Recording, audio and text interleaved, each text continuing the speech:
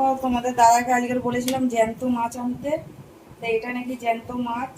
এই জ্যান্ত মাছ দিয়ে আর কাঁচকলা আলু দিয়ে পাতলা করে ঝোল করবো। কাঁচকলা আলু দিয়ে পাতলা করে ঝোল। মাছের ঝোলের জন্য কি নিয়েছি, আদা, গোলমরিচ, জিরে আর কাঁচা লঙ্কা। চলো মাছটাকে ভাজা বসাই। তো মাছ ভাজার জন্য আমি কড়াই বসিয়ে দিলাম, তেল দেবো, হলুদ দেবো, নুন দিয়ে ভালো করে মেখে নেবো। তেল গরম হয়ে গেছে, এবার মাছগুলো ছেড়ে দেবো।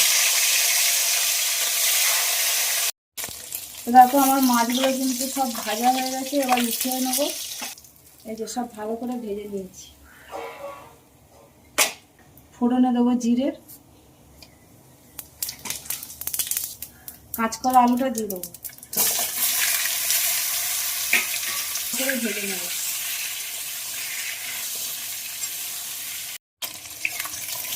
কাঁচকলা আলু একদম ভাজা হয়ে গেছে, দেবো হলুদ, দেবো নুন, দেবো বেটে রাখা মশলাটা।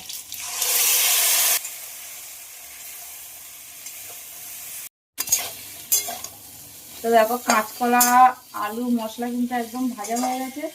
এবার দিয়ে দেবো আমি গরম জল।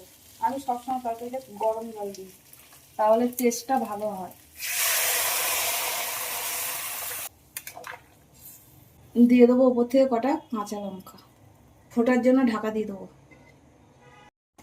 আমার মাছের ঝোল কিন্তু একদম ফুটে গেছে, এবার দিয়ে দেবো ভেজে রাখা মাছগুলো।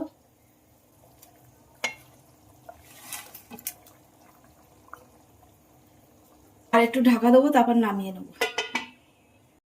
কাঁচকলা আলু দিয়ে চারাপোনা মাছের ঝোল একদম কিন্তু হয়ে গেছে। আর আমার ভিডিওটা যদি তোমাদের যদি ভালো লাগে, লাইক করো, কমেন্ট করো, শেয়ার করো। আর তোমরা সবাই ভালো থেকো, সুস্থ থেকো, টাটা।